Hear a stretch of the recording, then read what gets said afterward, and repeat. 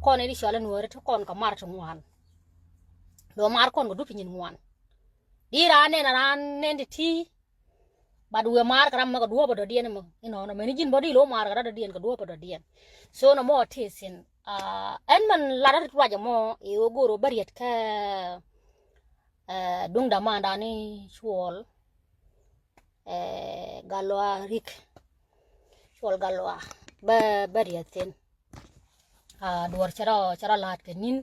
tungwan ram ke dong de wene ne dong tele mar ko ne chuol ano dong da jiram mo de kujo ne mar ko ne chuol mu na ko tok chuol ma ne ba chine mar ke kwi siengwani chuol nyiman cha ko na damar en gurulium chuol nyiman cha ko na damar jan mar kene alo ne dama su damar medong de ran ola ro ne dong itala mar ke je mane dung do mar kono o sha kalat chuol dong kuja dong la linga ne rama ngaje bungjak jen ngaje mo chuol dong la linga ne ka o ne malat family ro ne family me jene ne ti ne ga family ano hono sieng mu chena kon tin la ji family ka ngai ke dung do ko tina dum rolo to goal ke win to goal china ran physically la ngai ke ne je o ne dore chena kon tin ke dore cha nya dan kon tin ne de tin kan ti no la ngai ke do wo chu ko kula nongwa kel man de kula ngaje ngak physically ajen mission na mo ariere na mo ke dung ni mar kel mala wene ne tele manang nate kon to kon kamar mi mar karan ka duobo ma bi ngaj bora mo do dia da mar karan bo ko duobo do dia lo mar kon wan ke sen chu bula lar bala na mala ye di tele manang nate ni inga ka nani je lo ngona me lo jin la leri lo ne tekna la gujina maru lo an wal na bala ri gwa mala ngaji o maru o mokje menene do ko kien bo de ka mar kien nok alo bija ngaji gwa o ne sibidi na maru bi ngaj bo menra mo do dia dong da mar kran e o shala ne ke alo en man chwa nyan gwa galwa mi kuyene e o shana lada nyan gwa galwa kula te guru ni shol janan man chwa de mu yana wuti jo ne nyan gwa me sha ko na gaja ko ngala man chwa de mo ajen hen adamar ko na mo okay adamar ko na mo en nyan gwa galwa ano so ngaje ne de ko kien dong yene de ko kien kuyena janan nyuman wut kaman ci nyan gwa ko ano en gurulium ano mala ling yene ne nyan gwa galwa tawde wulium jok janda mara janan gure janan nyam gure je ene meni okay gan nyan gwa de ko nyaada lat gan nyan gwa poinde de ko ne de la la en mi sa we wai gat ke jani ke de ko ne lat lo mi sa we luñ wai gat ke janan wai gat ke man de loñ gan nyan gwa ke janan wai de man de loñ mi sa we lat ke ko ne gan nyan gwa wai de jani janan wai de man de loñ okay so e wo ci kon mar kon lat ko no man go ra de riet ke je bari la nur community ba logono lo koru dana yet malara raja me wo lo koru dana yet kana mo shagwa mi la dun community ka shikoru dan biya yet okay ko ngai go mar kon go dupu wan kon wori ko kon family kel bad mar kon go dupu nyin wan no so ko no an ba right ka nuore lo ne masi de man de gorde lo ne january siko ko nuore man de gorde matin ke jen dum so le ci tuoke ne pan ke jene mi jen mete mi sa no ko media gorbo kono go james akan kono ka karan cho ji koran de koran bel no tango ni de kon dor kono moy ko go me kono bu ke je go wone ne me weidi kuini daro awa shibiliyan kwikel karo awa jin bijina jash mi shibiliyan kwikel karo mo goro bu dor biya jash bi ko lip bi goro ne kwara mo do den bi lip bi dor biya kula jash kamen chitwok ka shol kana girlfriend ko chela de girlfriend ano na girlfriend to be honest a girlfriend push ano men chitwok shol kana girlfriend mo kon ka reality she dwere one ne she ka fall in love she ka romo she dwere but dwere one ne kon cha kon ban kam wi rice mitel talk pin wi rice mitel talk pin cha ban kam kon she kon tu ban she kon riya ti jek she kon chu balat she kon fol ban bel ka je jisiang da alo ne ran mununga ran agwama mununga boyfriend do ki girlfriend do ki ramisia marriage ki baby daddy ki baby mommy no ti shir to la kan process to wala kan kana alo ji migration gwama la karana kam 12 year alo 12 year biya ta relationship yana ran 12 year to be kula nyulo gwa one ne relationship dun a very strong ko communication ti yentin ko la ka gwe ke mene communication ti yentin phone call mene text message ni tajan 12 year mo ba ka print ba ngaje gwa wo sia settle ka go room alo ne meken yen 12 year meken ga yen ka nang ji gor ko dun sa visa application ta accept alo si chiran chi de mo ke sponsorship cha de be de laro ne tele menyo de gwa wone ne sia take long time ka relationship dun alo no mo sa we la goro bna kon take 12 month relationship kene wo en support ra kura la support ke je ka yo monthly ba George krisini ba ka free now yo me sha ka free now ba ka no immigration be kula nyudo gwa wone ne ramomo no yeru pujo ku support no mo le ka ne ti ka marriage kana mo le ka ne ti la boyfriend girlfriend mi si apon in love yaran ko goro bi no ramomo boyfriend ki girlfriend bi akon to relationship ka 12 year ba pon ko lu ku to ba ka gwis tan ku yene mesi ni kun gwajbo ba ka guje gwa laba ti yentine very strong ki weak tato la khanen ke yi migration ti kan pe ko ne let kan do ki cha yo no ngi biken ba biza lat ka ke no le kan ko no gwis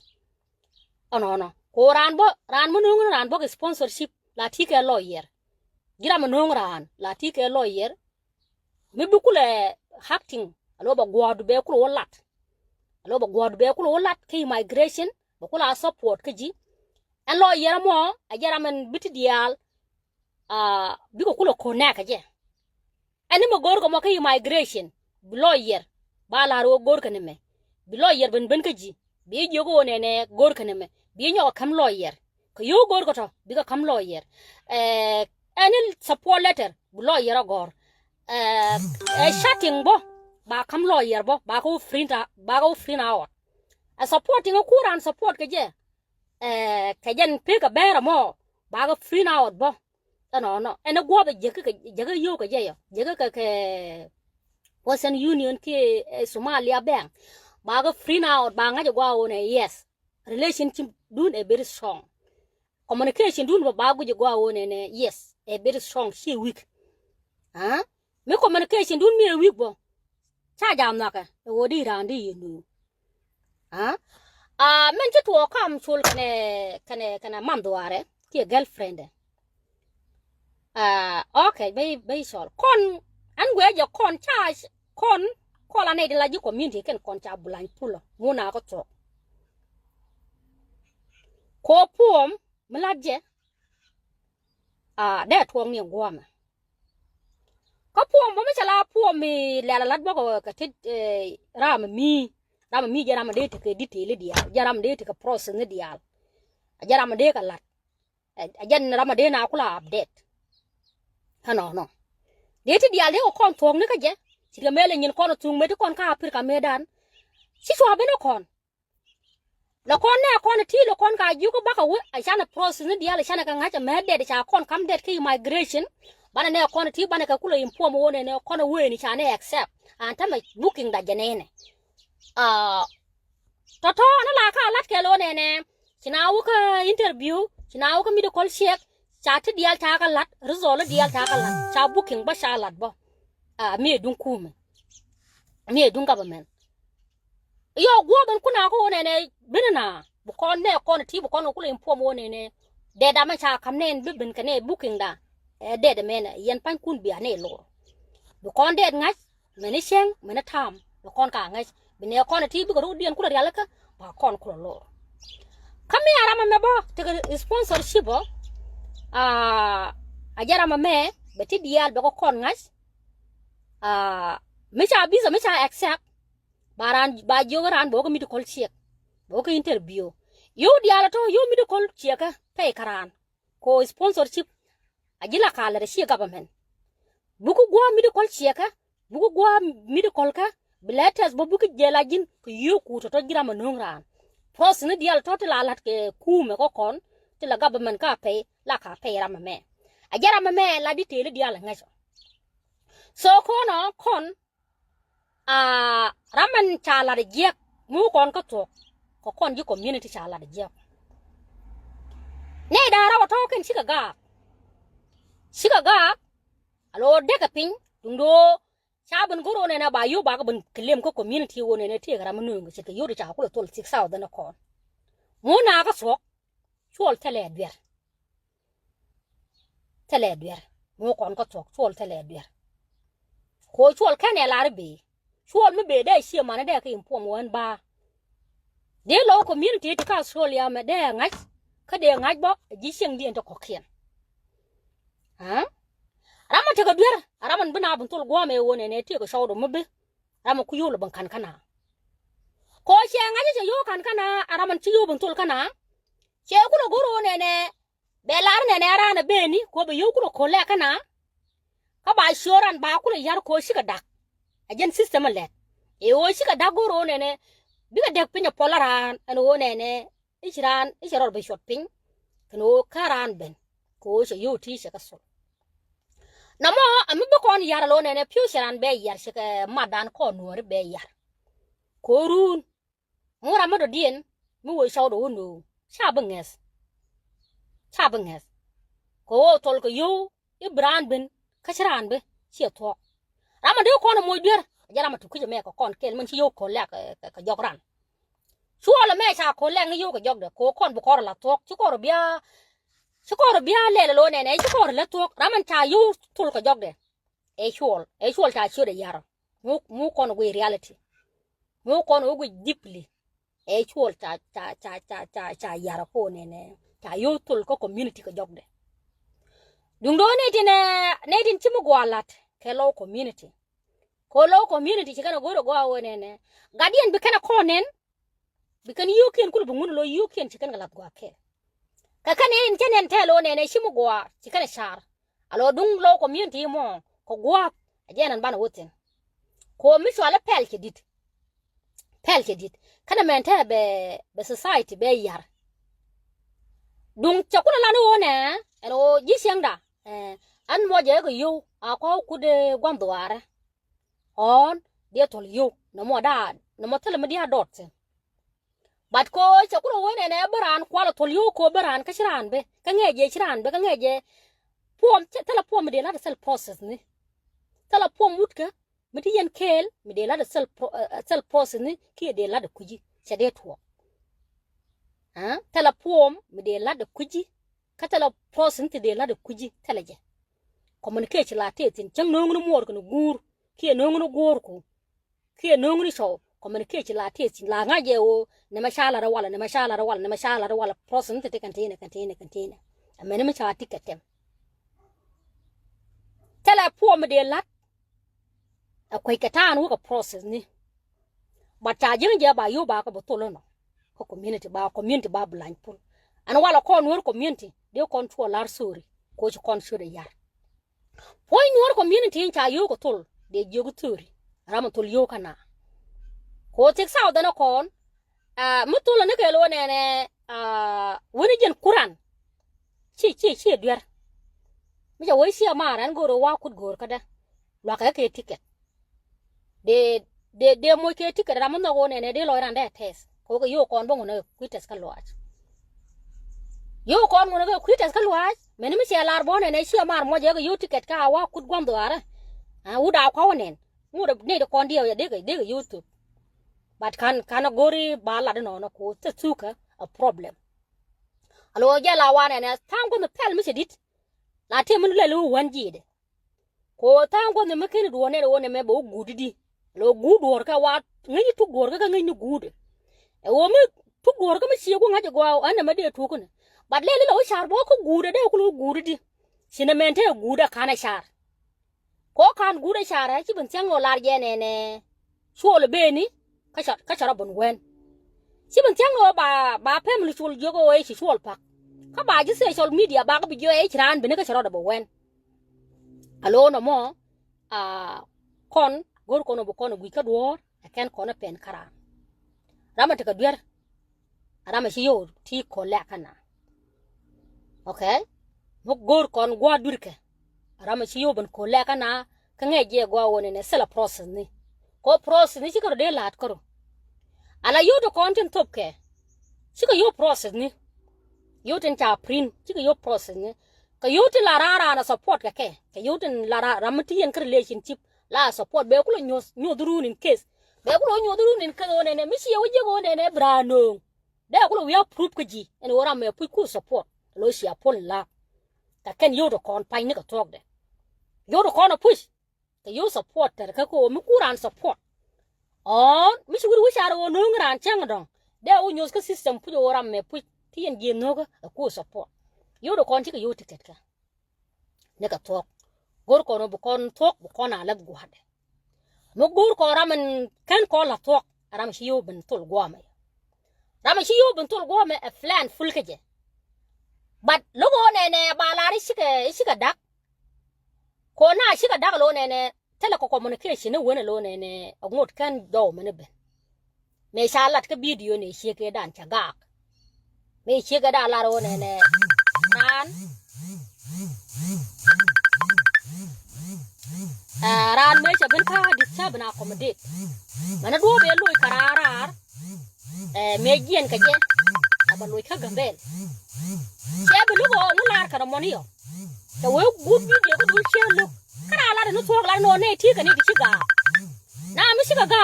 tala do me de la lar ko na ka di la bala ra me ko de karan chi ga ha kina de la bana update tala do me di na bana update kara misali yo communication ke kara misali yo communication kina de bana update ke kara misali yo communication di na kula update o ran be ni da to kan ni je process ni ji kela to kina de bana update o ran be ni ko process ti singa tala je kira na de bin tul kan je kan process ni tala to mu ngaji tin mitali wa dor mitali ngaitin kira de nang tin ka kulka mi siya na mo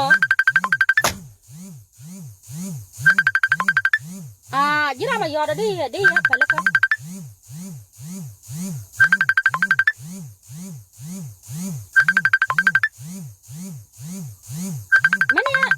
mania janga de mania jaka marsari mania jaka ngade request mania jaka request bi kule accept na ko bi accept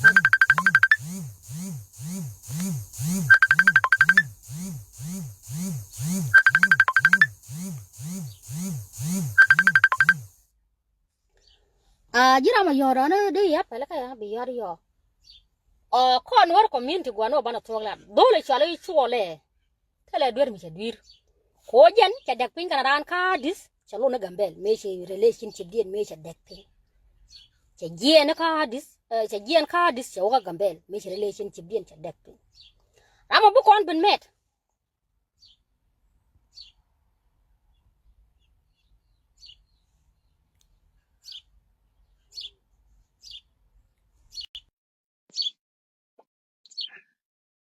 Marsa shino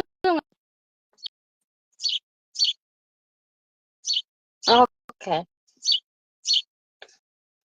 raman kan kon bla talk rama to kon kel ga je full make relationship bien dak pin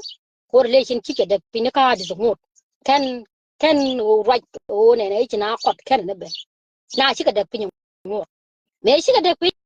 ki full point de se wa gambe ko full ka gambe rama jangai rama to kon kele ye ngai cholo gambe lo relationship cha dek pe che ban go ba kon ben mislead o cholo be ni che yo ben tul kana rama de na la yer rama me rama de ko la yer kon ju community o che mare yo de cha tul lo dun kos dun cha tul ke go o ne che mare mo ye ga yo ticket ka an kon ai chol cha ga dun do man ga ne a ko men gut che ka an gudu ma pucha chara yai ke ye bo kwa jen so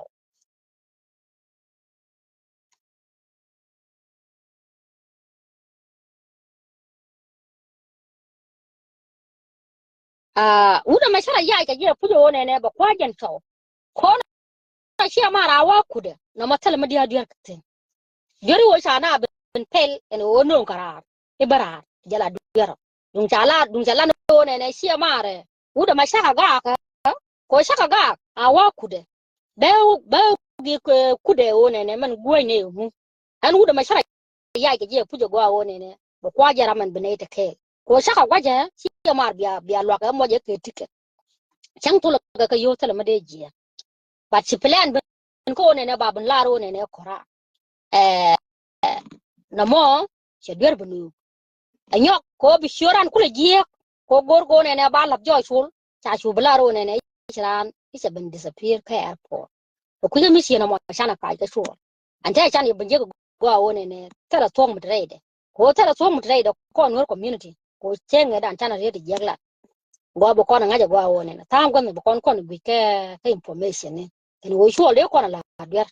sorry chu le ko na la sorry no man chaka ka ke je eh misleading information cha community cha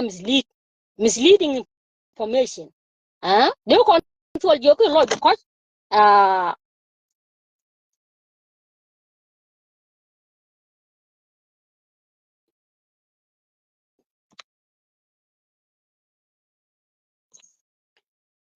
they control you ko lo because cha ne mislead information ko no rama de kon la der rama me ko no ba ko shi riek wo kan yo bi chu ne kan kuje me ba ko pel ba ko kuje me dun shi kuje me ka yo ti de ko lo job de no community ko mi shi na me ru chama de de nyo o ba yo bun ko lek ka mi shi ato shagwa dun shi o shi riek to ko je ka gwan en nyan shi yo ti de ka kan ka je kan yo de ko lek ka na te ka jokran de ka la ka no community office ko mi shi na me ru chama de nyo ya mi shi na me ru chama de nyo o ba yo bun ko lek ka mi to kanen o chiriak la tuok ching dien ko chiriak tuok ching dien ba ku luang na ka gwan ano dun ka riak tuok ching dien nyan chiao yo ti ti ko lek jin nyan chiao kana ka wrong information de ga kan anwar community tin wor community ka luang ko de ga kan gaji de ga las ko pas nuare ko mi shina merun chi de loj ka shina da dien de loj mi ti jin lo kana de chi ka duwa mo gwa chi lo de bin chi ko ne irana be ni kan yi je tara mabe no mo chi to ka ji no mo chi to ka ji gwa bu ko ra la to mi chi je na gwa ne chi mare u do mete de ka bi a lo ga mo je ke tike on de mu ke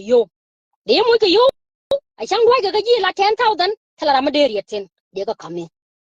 de ka kami di go tem tike du di ku de chuol mi te mi chi yo gwa de yen wo chu wa je mo da gwa de ba chi yo de ko le kana kan yi jera ni ci aga ka ci ada ka bi yobun ko le kana ara na be ni to ga ji yo ku je mera na be ni ci ga yo dial ci ku chum ga 6,000 plus yo ko kien tin na on the way ga ke one ne mi ran ben e baran ben gul ga mi shi na me mi je shi mi de lat aran ka community shi mi de lat aran mi te kan wor community ndo ko shi rek tuok sim dun bi ko ku lo gur ban mi shi na me chu nyok me char lele jiak so nuor community again ande goro ne ande lari rama la gwan durke e nyan sio chol tele dur ko chol me shi ga runda gien so gambel e wo ba ko ben mislead go me te ga nyan sio bana ben mislead ko di ko je yotul kana already dun kana yotul kana chana de mislead ko nga ye cha yo tul kana ku ja duban bana yo ne e yo cha tul ka wrong way ajan duban ku ben ko ne bi cha no ala ni je pujira ni che e ben e cha kot a chiran ben disappear shi kaman cha ku bala ne ra ni cha won e cha won ka yom din ke gara mi shi sponsorship kara an me de lo ja ne dara mo de cha de to ke gara mi shi girlfriend an me de o ja ne dor cha de to nyan chi ko ja yo ko la ga du to gol wala riya nyan chi mo go yana riya ga je nyan chi mo na dungu mi chala dungu mi ti dai de to she ja wiye ni ka wiye ga je wiye ni je dungwan ha si wiye ni je kana me ba na me riya ga je a je na logo la ka to ha mi shi na me ro de shenyo nyan chi mi shi na mo ro de shenyo chu mi let ka nuor community nyo o bi yo ko la kana ka mi ta to chu lo ko na me that is unity de no na me ru de ra mo do dien mo nong so de ti nong shek de sa de nget de we yo la ka ko la ko du gol ti ta to shanga mo de lok ka limzin an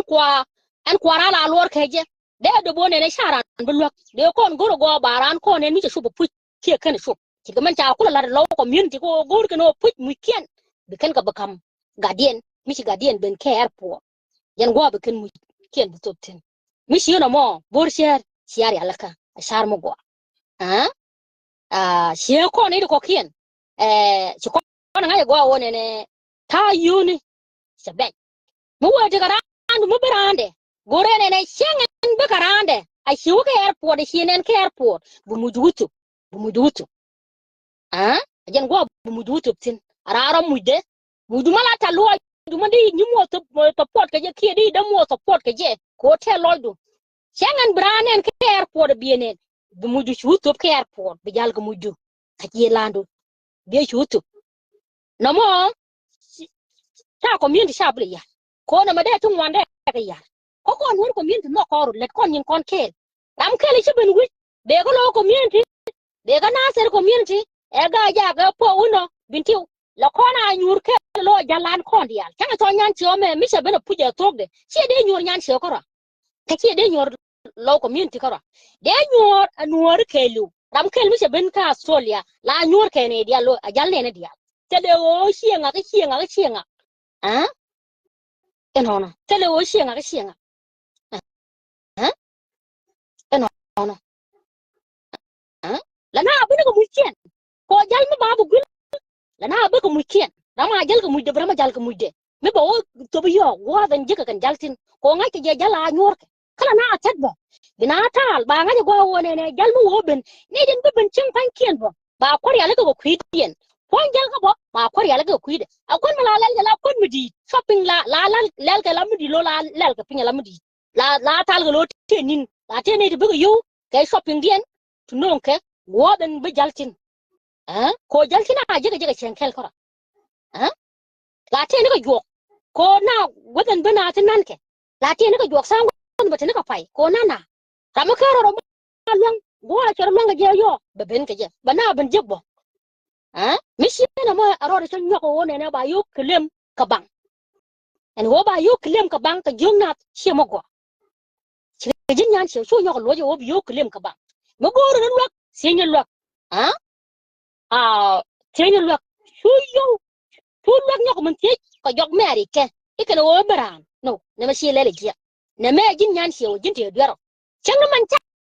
ku lo goro la je dal ni kuru korji e ku lo kur diga jiran kana ke sai bu kur sai bu kur jin nyan shi na ma shi lele je shi yo ko la kana je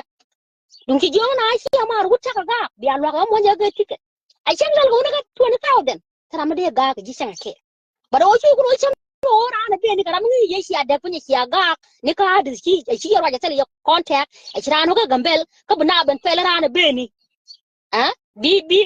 bi shi king de kula bin ga je ka gambel le kula bin ka da zai bina kula bin jogi je na me ku ina la sham